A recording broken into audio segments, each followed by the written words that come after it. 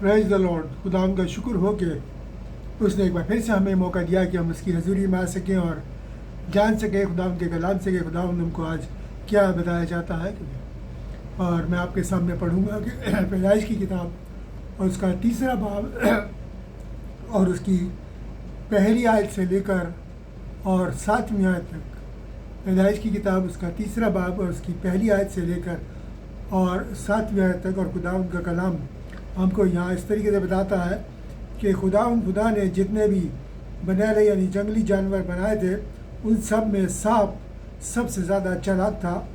और उसने औरत से क्या कहा, क्या ये सच है कि खुदा ने कहा है कि तुम इस बाग के किसी भी पेड़ का फल ना खाना। उस औरत ने सांप से कहा कि इस बाग के पेड़ों के सब फल हम खा सकते हैं, सब पेड़ों के फल हम खा सकते हैं, पर जो पेड़ बाग के बीच में है उसके फल के बारे में खुदा ने हमसे कहा है कि ना तो तुम उसको खाना और ना तुम उसको छूना, नहीं तो मर जाओगे।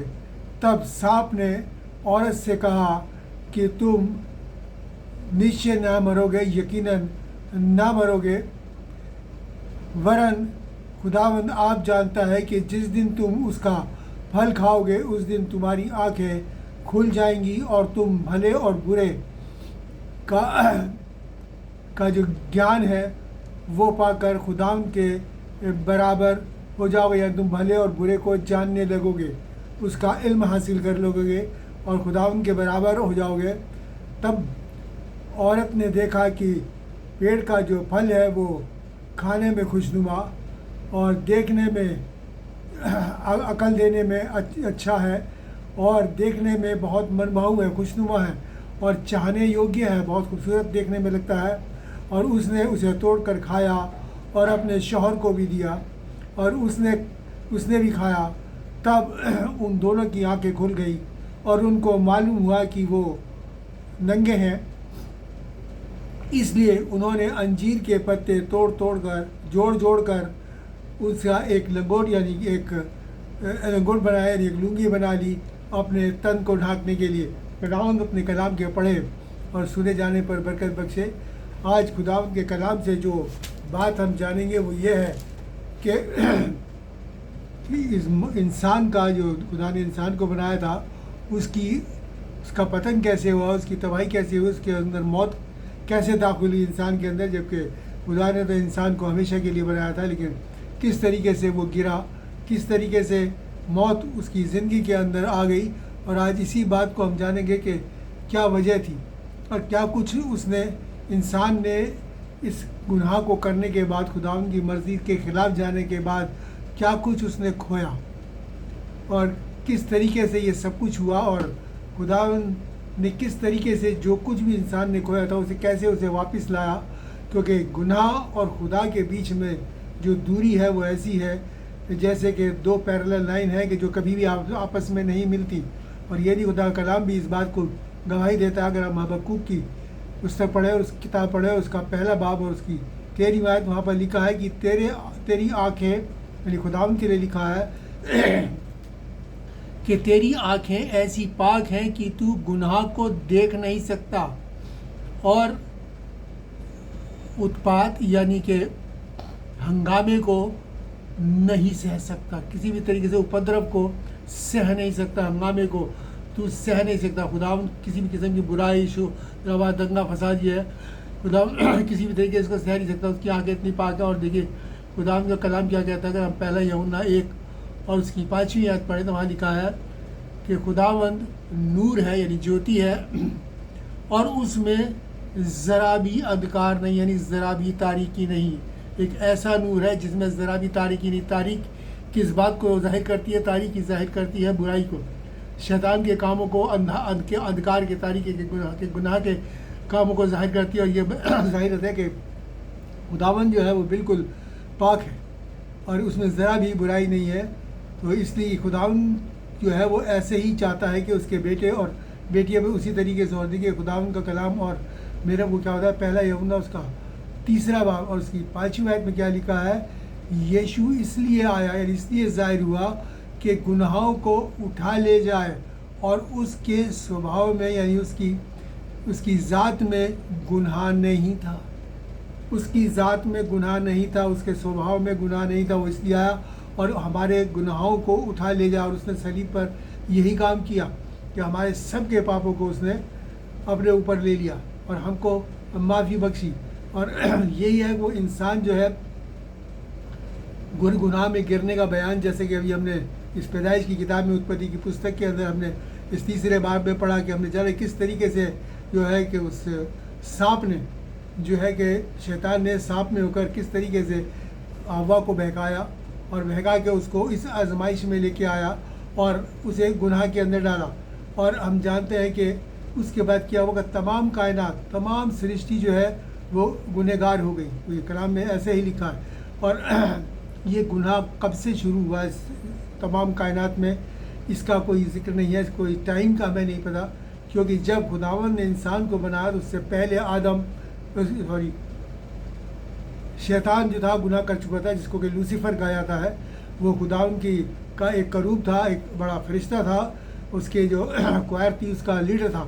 और उसमें लिखा है कि उसने कब गुनाह किया इसका कोई अभी हमें जिक्र खुदा के कलाम में नहीं मिलता, लेकिन उसने गुनाह किया, यानी कि इंसान के बनाने से पहले गुनाह मौजूद था बाग अदन के अंदर। और लिखा है कि खुदा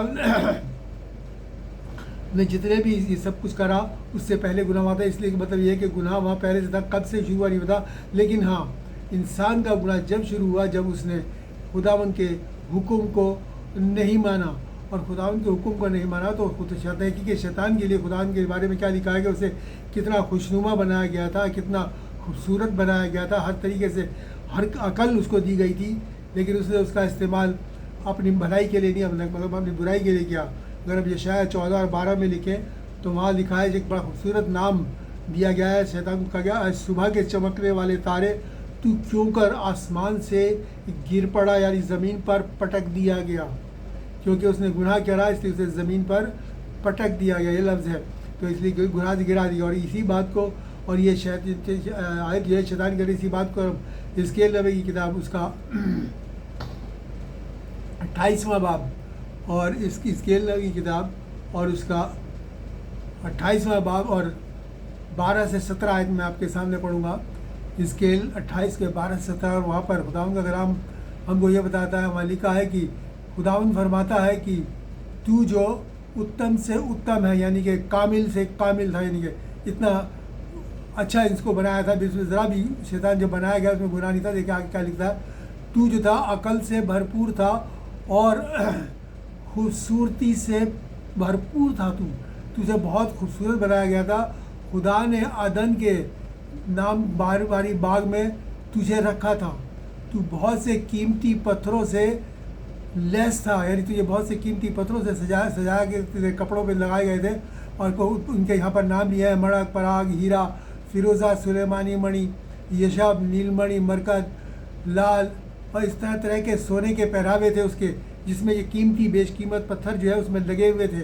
और देखिए क्या लिखा हुआ है, उसमें लिखा है कि तेरे डफ और तेरी बांसुरियाँ तुझी में बनाई गई, जिस दिन तू सिरजा गया, जिस दिन तू बनाया गया उसी में, यानी कि जब तू अपने वो पंखों को खोलता था बड़ा खूबसूरत उसमें से म्यूज़िक निकलता था, आवाज़ निकलती थी और बड़ी अच्छा एक ऑर्केस्ट्रा बजता था, जिससे कि खुदाम की हमद व सिताइश हुआ करती थी आसमान के अंदर। लेकिन क्या लिखा आगे देखिए, खुदाम के कलाम में बनाई गई थी, तू छा जाने वाला ममसूक करूब था, करूब एक फरिश्ता था, करूब था, मैंने तुझे ऐसा ठहराया कि तू खुदावन के पाक पहाड़ के ऊपर रहता था, खुदावन के पाक पहाड़ के ऊपर रहता था। तू आग सरी के यानी आतशी चमकने वाले पत्थरों में मणियों के बीचों में चलता था, बच्चों मणियों के बीच, यानी कि ऐसा समझिए कि चारों तरफ जहाँ आप भी देखोगे, अगर आप कहीं जाए चारों तरफ हैज के ऊपर लाइट लगी रहती है रंग बिरंगी, उनमें चलो तो कितना खूबसूरत लगता है। लेकिन यहाँ खुदा उन आतशी पत्थर जो जलते थे, मणियाँ जो जलती थी, जो रोशनी पैदा करती थी, उनमें जब वो रखी थी उस जगह उसके लिए, जिनके बीच में वो घूमता चलता फिरता था। कितनी शान और शौकत खुदावन ने उसको बख्शी की थी। उसमें लिखा है, जिस दिन तू बनाया गया उस दिन तक तुझ में ज़रा भी बुराई नहीं पाई गई। जब तुझे बनाया था तो तुझ में ज़रा भी बुराई नहीं थी, बनाई नहीं पाई गई। उस समय तक तू अपनी सारी चाल चलन में पूरी तरीके से बेऐब था, निर्दोष था, परंतु लेन देन की बहुतायत की वजह से तुझ में गुनाह आ गया, तू गुनहगार हो गया, और इसीलिए मैंने तुझे नापाक जानकर खुदावन के पहाड़ पर से उतार दिया। और हे छाने वाले करूब, मैंने तुझे आग से चमकने वाले मणि यानी आग से जलने वाली उन खूबसूरत पत्थरों के बीच में से हलाक कर दिया, नष्ट कर दिया, हटा दिया, गिरा दिया। सुंदरता के कारण यानी खूबसूरती के कारण तेरा मन फूल गया, यानी तुझ में गरूर समा गया, घमंड समा में रह गया, और तेरे वैभव यानी शान और शौकत की वजह से तेरी बुद्धि जो थी वो बिगड़ गई। शान और शौकत की वजह से तेरी बुद्धि बिगड़ गई, और मैंने तुझे भूमि पर पटक दिया, मैंने तुझे ज़मीन पर पटक दिया। ये खुदा के कलाम में लिखा हुआ है। शैतान के लिए जब उसने गुनाह किया तब उसको क्या किया गया, ज़मीन पर पटक दिया गया, यानी कि वो घमंड भर गया। और खुदा का कलाम बताता है कि घमंडी का मुकाबला खुदावंद खुद करता है, इसलिए घमंड करना निहायत ही खतरनाक है हमारे लिए, क्योंकि लिखा है कि इंसान की बर्बादी नीति अगर हम पढ़े उसमें लिखा है कि इंसान की बर्बादी से पहले उसके अंदर क्या आ जाता है, घमंड आ जाता है। इसलिए अब खुदावंद का तो वो कुछ बिगाड़ नहीं सकता था, इसलिए उसने क्या करा, खुदावंद के बेटे और बेटी यानी आदम और हव्वा और हम इंसानों को उसने बिगाड़ने की सोची, क्योंकि और इसको बिगाड़ने के लिए उसने क्या किसकी शक्ल इख्तियार करी, वो सांप की शक्ल इख्तियार करी। वो अपनी शक्ल में जिसमें था उसमें नहीं आया, बल्कि उसने सांप की शक्ल ली, सांप के अंदर होकर वो दाखिल हुआ। क्योंकि अगर हमने पैदाइश किताब और पहले बाब में हमने पढ़े, उसे पहले तीसरे बाब की पहली आयत में क्या लिखा है कि जितने भी जंगली जानवर खुदा ने बनाए थे, सांप सबसे ज़्यादा चलाता भी, जैसे कि हमने पढ़ा। और इसलिए शैतान ने सांप को चुना कि वो उसमें जाए और उसमें आके किसको, हवा को बहकाए, क्योंकि खुदावन ने इंसान को आज़ाद मर्जी बनाया था। इसलिए खुदावन चाहता था कि हम भी आज़ाद मर्जी से उसकी परस्तिश करें।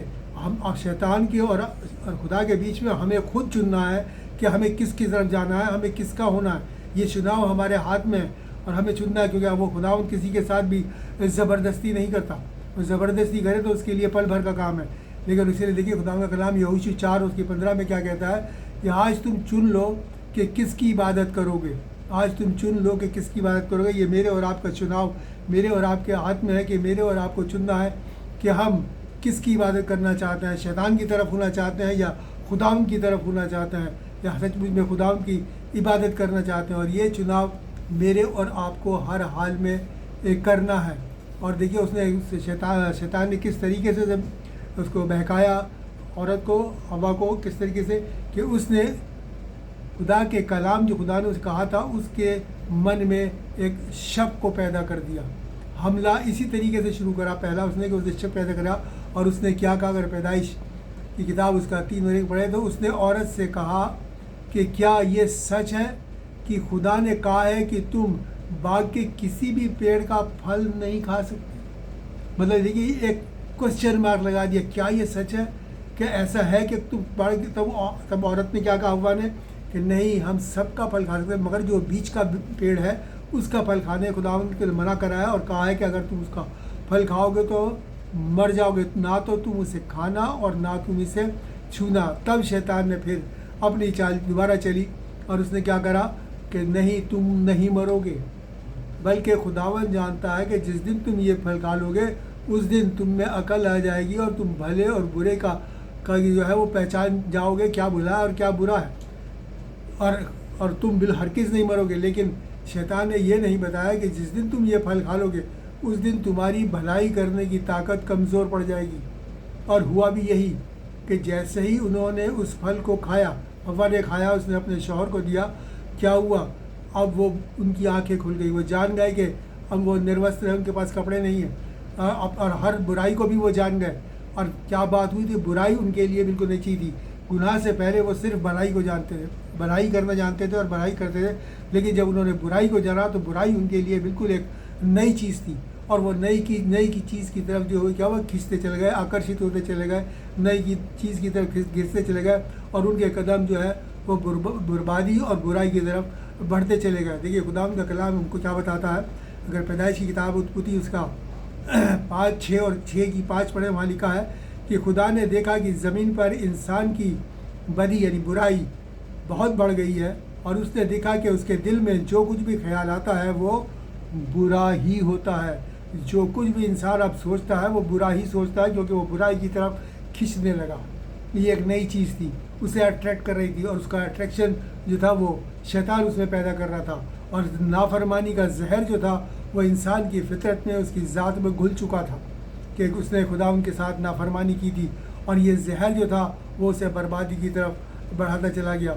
और वो इंसान जो कि खुदा ने जिसे अविनाशी बनाया था वो नाश्वर हो गया, यानी वो अपनी रूहानी मौत मर गया। खुदा अगर हकीकत में सोचें तो जिस्मानी तो हम मरते ही मरते हैं, लेकिन वो रूहानी तौर से भी वो मर गया। और क्या लिखा, खुदा ने हमको अमर बनाया था कि हम, लेकिन क्योंकि गुनाह के कारण क्या हो गए, हम नाश्वर हो गए।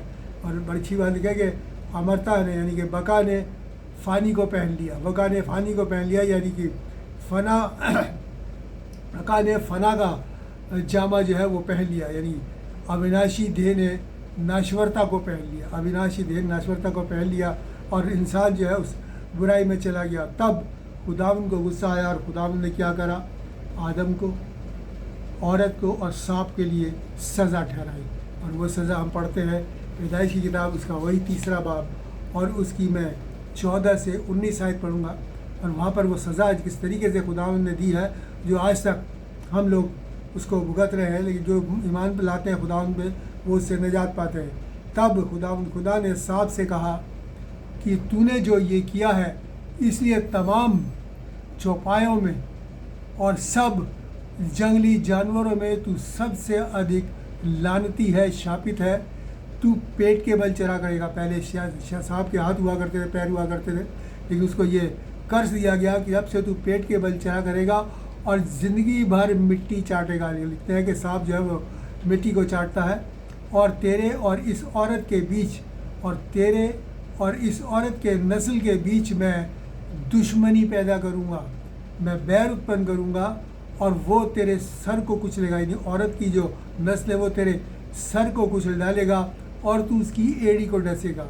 एड़ी को डसने का मतलब ये है कि हम जानते हैं कि जब हम चलते हैं तो सबसे पहले हमारी क्या टिकती है, एड़ी टिकती है। यानी कि वो शैतान जो है हमें खुदावंद की राह में चलने नहीं देगा, वो हमें उसमें रुकावटें डालेगा, बहुत ज़्यादा दिक्कतें और परेशानियाँ पैदा करेगा।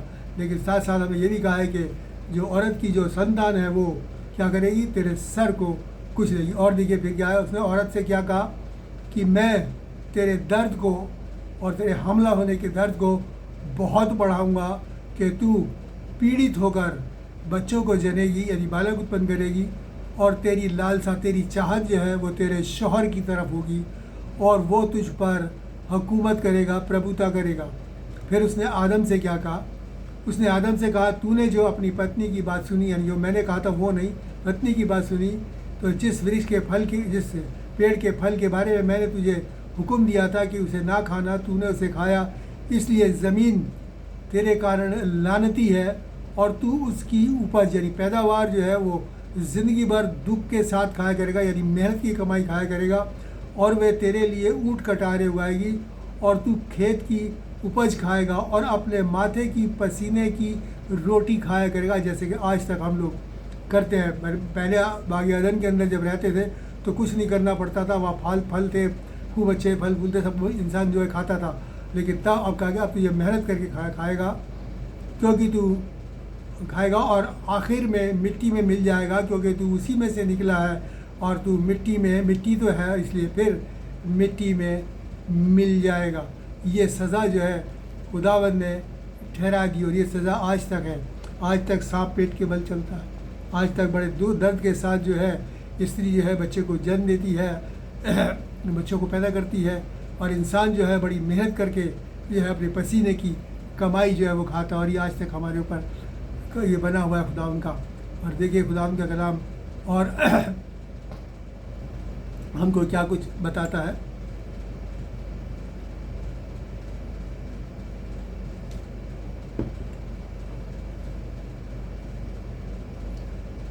और इस तरीके से जो है उस सज़ा को हम भुगत रहे हैं। और आगे देखिए खुदावंद का कलाम, हम खुदा ने देखा कि जो हमारे साथ जो हमने उसके साथ कराया, उसकी बुराई, उसका हुक्म नहीं माना, तब खुदावंद ने ये सब मेरे और आपके लिए ठहरा दिया गया, ये सज़ा मेरे और आपके लिए ठहरा दी गई। अब हम ये देखेंगे किस तरीके से हमने क्या कुछ खोया।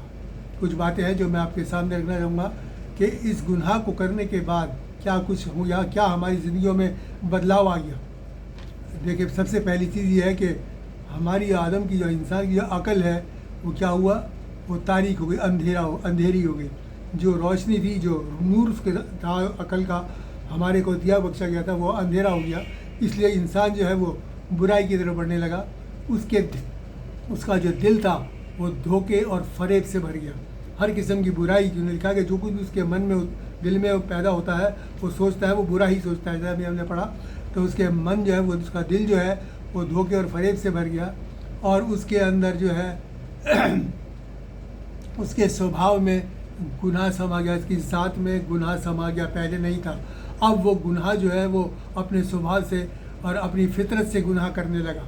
आप देखिए, चौथी चीज़ जो हुई, अगर हम उसमें देखें, अगर हम पढ़ें अमसाल की किताब नीति वचन उसका 4 और उसकी 16वीं आयत, तो किस तरीके से बुराई होगी। बुराई करने की हद पार कर गया इंसान, और इस तरीके से हद पार कर गया कि पूछेंगे, वहाँ पर लिखा है कि 16वीं आयत में कि बुरे लोग अगर बुराई ना करें तो उन्हें नींद नहीं आती, और जब तक वो किसी को ठोकर ना खिला ले, यानी धोखा ना दे लें, तब तक वो सो नहीं सकते। ये फितरत उनके अंदर समा गई। इस तरीके से वो बुराई में पड़ने लगे और बुराइयों की हदें पार कर गए। फिर आप देखिए, 5वीं चीज़ जो इंसान ने जो खो दी है, उसमें तब्दीली अगर हम पढ़े रोमियो उसका 7 बाब और 18-19, रोमियो 7 और 18 में लिखा है कि मैं जानता हूँ, वो खुदा बताता है किस तरीके से बुराई जो है हमारे अंदर काम करने लगी। यहाँ पर पौलुस फरमाते हैं कि मैं जानता हूँ कि मेरे जिस्म में कोई अच्छी वस्तु नहीं रहती। मैं इरादा तो मुझ में है भले काम करने का, नेक काम करने का, पर वो मुझसे बन नहीं पड़ते, क्योंकि जिस अच्छे काम को कि मैं इच्छा करता हूँ, यानी इरादा करता हूँ, ख्वाहिश करता हूँ, वो तो मुझसे होता नहीं, पर जिस बुराई का मैं इरादा भी नहीं करता वो ही मैं कर जाता हूँ, या वो ही मैं करता हूँ। यानी इस किसर से इंसान जो है उसकी भलाई करने की ताकत जो है वो कमज़ोर पड़ गई, जैसे कि मैंने आपको पहले भी बताया, और वो बुराई की तरफ बढ़ने लगा और नेकी की ताकत जो है वो कमज़ोर पड़ गई। छठी चीज़ उसने क्या हमने खोया, जो जिस शक्ल और सूरत के अंदर, स्वरूप और समानता के अंदर खुदा ने मेरे और आपको बनाया था, वो स्वरूप और समानता, वो शक्ल और सूरत जो थी वो हमने खो दी। वो शक्ल और सूरत जो थी वो हमने खो दी। और खुदा उनका कलाम क्या कहता है, रोमियो अगर 3 और 23 देखें, वहाँ लिखा है, सब ने गुनाह किया और सब खुदा उनकी महिमा से रहित हो गए। यानी कि सब ने गुनाह किया और सब खुदा उनके जलाल से महरूम हो गए। यानी खुदा उनका जलाल जो हमारे ऊपर ठहरा हुआ था वो हमारे ऊपर से उठ गया। फिर किस तरीके से खुदावंद ने बड़ा अच्छा इंसाफ मेरे और आपके लिए किया कि हमको वापस वो सब कुछ दिलवाया। और किस तरीके से दिलवाया कि खुदावंद ने आज से 2025 साल पहले अपने इकलौते बेटे को, अपने प्यारे बेटे को इस दुनिया में भेजा और सलीब पर कुर्बान करके उसका लहू बहा के शैतान का सिर सलीब पर कुचल दिया। वो बात जो लिखी थी वो पूरी हुई कि क्योंकि खुदावंद यीशु मसीह औरत से पैदा हुए थे, तो इसलिए खुदावंद के लिखा है कि तेरी जो नस्ल है वो तेरे सिर को कुचलेगी। और अब उसका सिर जो शैतान का सिर जो है वो सलीब पर कुचल दिया। अब खुदावंद मसीह इस काम को मेरे और आपके ज़रिए कराता है, क्योंकि हम भी उसी की नस्ल है। देखिए खुदावंद का कलाम क्या कहता है, रोमियो अगर उसका 16 और 20 पढ़े तो वहाँ पर लिखा है कि इत्मीनान का खुदा यानी शांति का परमेश्वर शैतान को तुम्हारे पाँवों से जल्द कुचलवा देगा, रौंदवा देगा। यानी कि अब ये काम हर ईमानदार का है, वो हर ईमानदार से करवाएगा। अगर हम अपने ईमान में बने रहें तो हम शैतान को कुचलते हुए आगे बढ़ते चले जाएंगे और ज़्यादा ईमान की मजबूती को पाएंगे। इसीलिए खुदावंद का कलाम का कहता है, अगर हम पढ़े यूहन्ना 8 और उसकी 32 में लिखा है कि सच्चाई को जानो और सच्चाई तुम्हें आज़ाद करेगी, सत्य को जानो और सत्य तुम्हें स्वतंत्र करेगा। और वो सच्चाई क्या है? वो सच्चाई खुदावन यीशु मसीह है, जिसे मेरे और आपको जानना है। अगर हमें शैतान के सर को कुचलना है तो मेरे और आपको उस सच्चाई को जानना है, यानी खुदावन यीशु मसीह को जानना है। और वो सच्चाई जो है मेरे और आपको इस शैतान की गुलामी से, उस कैद से जिसमें कि शैतान ने हमें कर लिया है, गुनाह की गुलामी, उससे मेरे और आपको आज़ाद करेगी। और किस तरीके से जिस तरीके से हम गैरफानी थे, हमने फ़ना को पहन लिया था, अब देखिए खुदावन ने किस तरीके से बदल दिया उसे। मैं आपके सामने पहले हिंदी में पढ़ूंगा, फिर आपको उसको उर्दू में पढ़ दूँगा। अगर मैं पहला कुरिन्थियों 15 और उसकी 54 और 55 आयत पढ़े तो वहाँ पर क्या लिखा है? जब नाशवान अविनाशी को पहन लेगा और ये मरणहार अमरता को पहन लेगा, तब वो वचन जो लिखा है पूरा होगा, हे मृत्यु तेरी मृत्यु के जय ने मृत्यु को निगल लिया, हे मृत्यु तेरी जय कहाँ रही, हे मृत्यु तेरा डंक कहाँ रहा। और इसी को मैं आपके सामने उर्दू में पढ़ दूँ तो वहाँ पर लिखा है कि फ़ानी जिस्म बका का जामा पहन लेगा और ये मरने वाला जिस्म हमेशा का जामा पहन चुकेगा, तब वो कौल पूरा होगा जो कलाम में लिखा है, हे मौत तेरी की मौत फतेह का लुक़मा हो जाएगी, ए मौत तेरी फतेह कहाँ रही, ए मौत तेरा डंक कहाँ रहा। यानी कि अब मौत हमारे ऊपर से ख़त्म कर दी खुदा ने, और अब हमारे लिए सिर्फ ज़िंदगी है। लेकिन इसके लिए मेरे और आपके लिए ज़रूरी है कि हम सिर्फ़ और सिर्फ अपने खुदा यीशु मसीह के ऊपर जो ईमान हम लाए, उसमें मैं और आप बने रहें। और खुदावन ने उस लानत को, उस सज़ा को मेरे और आपके ऊपर से हटा दिया। उस लानत को मेरे और आपने हटा के मेरे और आपको ज़िंदगी बख्शी, यानी कैसी ज़िंदगी? हमेशा की ज़िंदगी बख्शी। और हम फिर से उसी अविनाशी हो गए। खुदा मसीह पर ईमान लाने के ज़रिए तमाम नाश्वरता हमारी ज़िंदगी से ख़त्म हुई। अब हलाकत हमारी ज़िंदगी, हलाकत का हमारी ज़िंदगी से कोई ताल्लुक नहीं है। मौत का हमारी ज़िंदगी कोई ताल्लुक नहीं, क्योंकि खुदा का कलाम लिखा है कि अगर हम जिंदा हैं तो हम मसीह के, और हम मर जाते हैं तो हम मसीह के हैं। हम जिंदा हैं या मर जाते हैं, हम हर हाल में मसीही के हैं। और मसीह जो है वो जिंदों का खुदा है, वो हमारा खुदा है, जिंदा खुदा। खुदा आप सबको बरकत दे, तौफीक और ताकत नायत फरमाए, ईमान की मजबूती दे, ताकि इस ईमान में बने रहकर हम किसी भी तरीके से अपनी इस बरकत को कभी ना खोने पाए, हमेशा की ज़िंदगी को कभी ना पाए। आइए हम दुआ मांगें। शुक्र करते हैं प्यारे बाप आसमानी तेरे इस बड़े इंतज़ाम के लिए जो तूने तमाम इंसानियत के लिए किया, कि अपने बेटे को भेजकर उसे एक सलीब पर कुर्बान करके शैतान का सिर को कुचला। ना सिर्फ उसने बल्कि अब हमारे ज़रिए वो इस काम को करवाता है कि हम ईमान में, मसीह के ईमान में आकर हम शैतान को खुद अपने पाँव से कुचलते हैं, यानी हर बुराई को कुचलते हुए भलाई को अपनाते हुए आगे बढ़ते चले जाते हैं। हम सबको ऐसी ही तौफीक और ताकत नायत फरमा, ताकि हम हमेशा की ज़िंदगी हमेशा तक प्यारे बाप आसमानी अपने अंदर संजो के रखे। वो फल जो तूने हमको दिया है, वो नेकी का फल, वो हमारे अंदर बनाए। वो नेकी का फल वो खुदा मसीह है, ताकि हम इस आज़ादी में हमेशा बने रहें। सबके लिए बरकत मांगते हुए दुआ खुदा यीशु मसीह के नाम से मांगते हैं, आमीन। और अब हमारे खुदा यीशु मसीह का फजल, खुदा बाप की मोहब्बत और पाक रूह की रिफ़ाक़त हम सबके साथ और तमाम मसीह इमानदारों के साथ से लेकर हमेशा तक होती रहे, आमीन।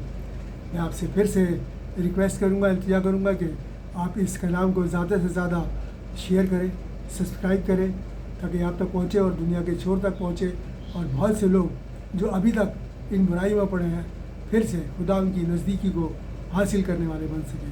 खुदा आप सबको बरकत दे।